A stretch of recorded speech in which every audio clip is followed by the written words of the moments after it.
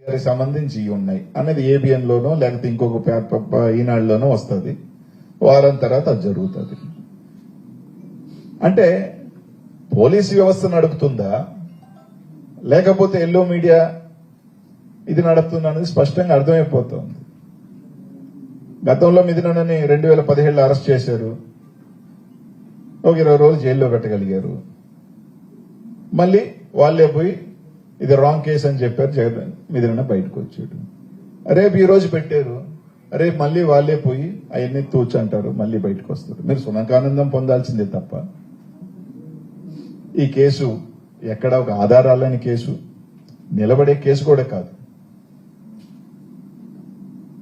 ఈరోజు ఒకటే చెప్తా ఉన్నాం, ఈ విధంగా మీరు తప్పుడు దీంతోనో జగన్మోహన్ రెడ్డి గారిని, వైఎస్ఆర్ కాంగ్రెస్ పార్టీని, పెద్దిరెడ్డి కుటుంబాన్ని, నిజమే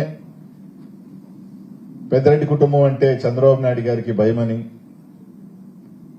పెద్దిరెడ్డి కుటుంబాన్ని అణిచివేస్తే గాని ఆ చిత్తూరు జిల్లాలో, ఎందుకంటే చంద్రబాబు నాయుడు గారికి ఎంత ఉనికున్నా చిత్తూరు జిల్లాకు వచ్చే తలకే వాళ్ళు జగన్మోహన్ రెడ్డి గారికి ఉన్న అండగా వల్ల కావచ్చు, దానివల్ల ఏదో రకంగా అణిచివేయాలని సంబంధం లేని వ్యక్తులందరినీ కూడా